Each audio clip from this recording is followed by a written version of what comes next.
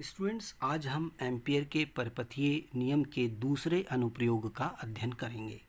तो दूसरे अनुप्रयोग में क्या है कि बहुत लंबे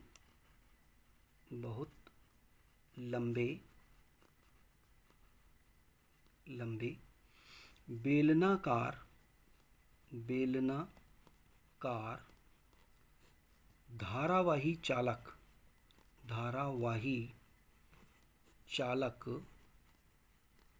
के कारण किसी बिंदु पर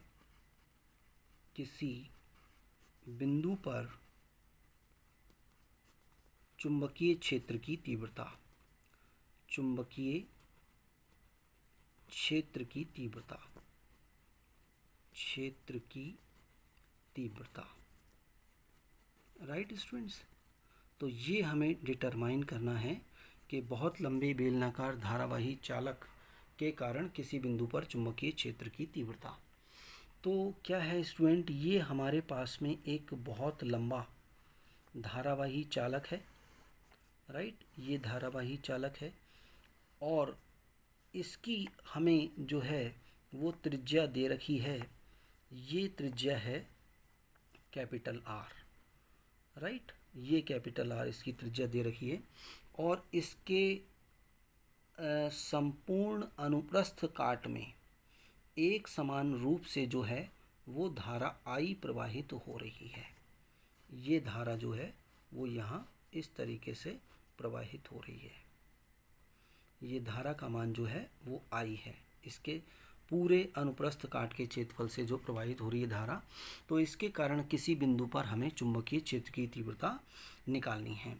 तो बिंदु P की यहाँ पर क्या है, तीन स्थितियाँ संभव हैं। यहाँ पर बिंदु P की तीन स्थितियाँ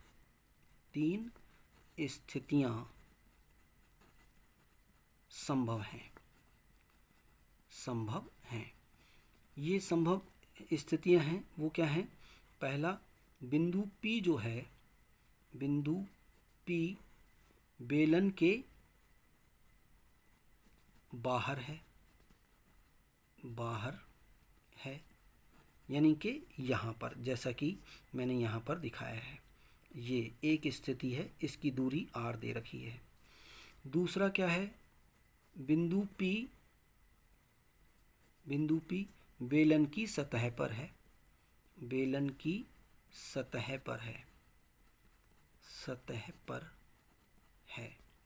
तो सतह पर होने का मतलब, मान लीजिए आपने ये मान लिया, ये है बिंदु P।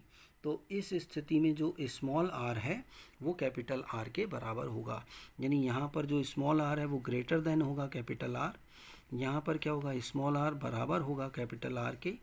और तीसरा पॉइंट है, बिंदु P बेलन के अंदर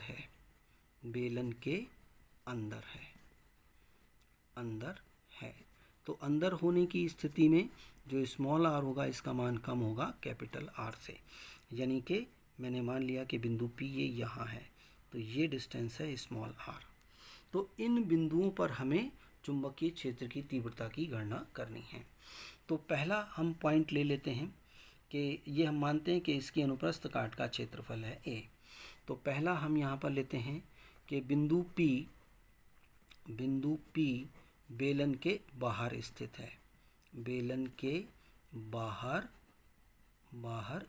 है, तो स्टूडेंट, जब ये बेलन के बाहर स्थित है तो हम क्या करते हैं कि हम सर्वप्रथम एक एम्पीरियन पथ की कल्पना करते हैं और इस एम्पीरियन पथ की जो त्रिज्या है वो आपका स्मॉल r के बराबर है। ये तो कैपिटल R है और यहाँ पर ये जो दे रखा है स्मॉल r है, तो हमने यहाँ पर एक एम्पीरियन पथ की कल्पना कर ली है। ये एक एम्पीरियन पथ हो गया। ठीक है स्टूडेंट्स, ये एक एम्पीरियन पथ है। तो अब एम्पीरियन पथ का जो प्रत्येक बिंदु है वो इस बेलन की अक्ष से समान दूरी पर है। तो समान दूरी पर है तो यहाँ पर क्या होगा कि जो एम्पीरियन पथ के प्रत्येक बिंदु पर चुंबकीय क्षेत्र की तीव्रता का मान क्या होगा स्टूडेंट, समान होगा, क्योंकि यहाँ से यहाँ की दूरी, यहाँ से यहाँ की दूरी, यहाँ से यहाँ, ये सारी दूरियाँ बराबर हैं, तो b का मान समान होगा।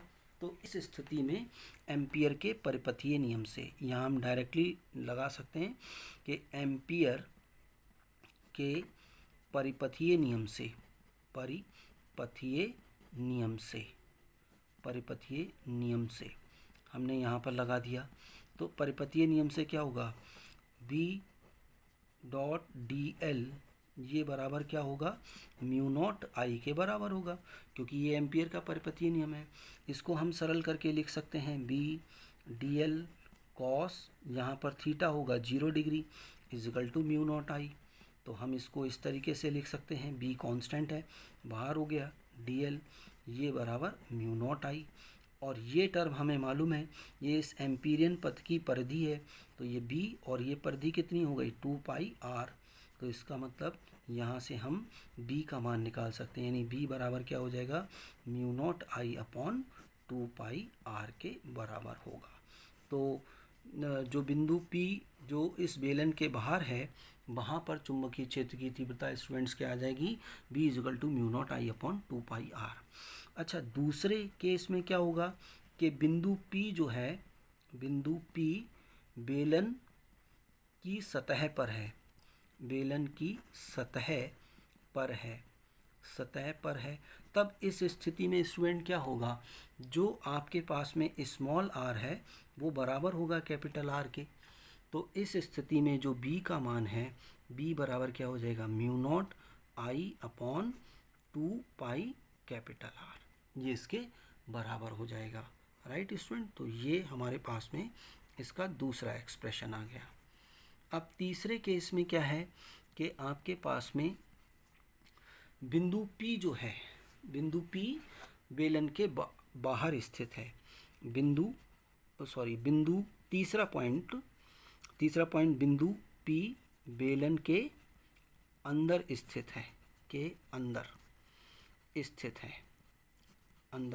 है, तो अब स्टूडेंट क्या है, इस स्थिति में आप देखिएगा, ये आपके पास बेलन है, राइट, और यहाँ पर ये इस बेलन की अक्ष है। अब इसकी त्रिज्या कैपिटल R है और बिंदु P यहाँ पर है, तो हमने यहाँ पर इसकी ये दूरी स्मॉल r है, तो हमने एक एम्पीरियन पथ की कल्पना कर ली। इस पूरे से जो करंट फ्लो हो रही है वो कैपिटल I है, राइट, यहाँ से जो करंट फ्लो हो रही है वो कैपिटल I है। तो यहाँ पर स्टूडेंट देखिए कि आपका जो बेलन के यानी कि पाई r स्क्वायर क्षेत्रफल से प्रवाहित धारा कितनी है, प्रवाहित धारा ये बराबर है I के, ये बराबर I के।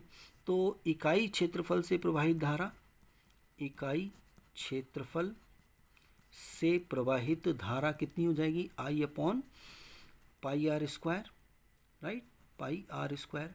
तो अब ये जो आपके पास में एम्पीरियन पथ, इससे एम्पीरियन पथ से प्रवाहित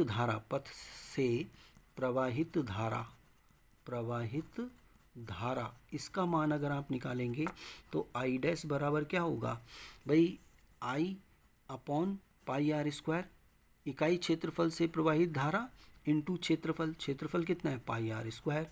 तो I डैश यहाँ पर कितना हो जाएगा, ये हो जाएगा I R square upon capital R square, ये इसके बराबर हो जाएगा। अब यहाँ पर हम एम्पियर का परिपथीय नियम जो है वो प्रयोग में लेते हैं। तो एम्पियर के परिपथीय नियम से अब हमने यहाँ पर एम्पियर का परिपथीय नियम लगा दिया, तो ये क्या होगा स्टूडेंट, देखिए, बंद समाकलन b डॉट डी एल ये बराबर होगा म्यू नॉट आई डैश के। तो इसको हम लिख सकते हैं b और डी एल ये बराबर क्या हो जाएगा, म्यू नॉट, और आई डैश की जगह ये मान रख दें, I R square upon capital R square. तो यहाँ से b इंटू ये क्या हो जाएगा, 2 पाई r बराबर mu naught I R square upon capital R square. तो यहाँ से बी का मान हमारे पास में आ जाएगा mu naught I, right, r upon 2 pi r square, ये इसके बराबर होगा, राइट। तो ये इसका एक्सप्रेशन आपके पास में आ गया। तो जब बिंदु P बाहर है तब चुंबकीय क्षेत्र ये है। तो पहले केस में आप स्टूडेंट देख सकते हैं कि जो B का मान है, B समानुपाती है 1/r के। दूसरे वाले केस में आप देख सकते हैं कि B का मान क्या है, mu naught I upon 2 pi capital R. और तीसरे पॉइंट में आप देख सकते हैं स्टूडेंट के B जो समानुपाती है R के बराबर है, राइट। तो अगर हम इसका ग्राफ खींचें तो ग्राफ किस तरीके से आएगा स्टूडेंट, ये मूल बिंदु, ये आपके पास में बेलन की त्रिज्या, और ये R और ये B आपके पास में। तो देखिए यहाँ तक तो अंदर समानुपाती है, जैसे ये दूरी बढ़ती जाएगी चुंबकीय क्षेत्र का मान बढ़ता जाएगा, तो ये तो इस तरीके से आएगा। तो यहाँ पर B समानुपाती है R के, इस वाले पॉइंट पर B बराबर है mu naught I upon 2 pi R, और इसके बाद में ये आपका ये डिक्रीज़ होता है इस संबंध के द्वारा। तो यहाँ पर B समानुपाती है 1/r के। तो इस तरीके से आप इसके चुंबकीय क्षेत्र की गणना कर सकते हैं, right student. Thank you student, thank you very much.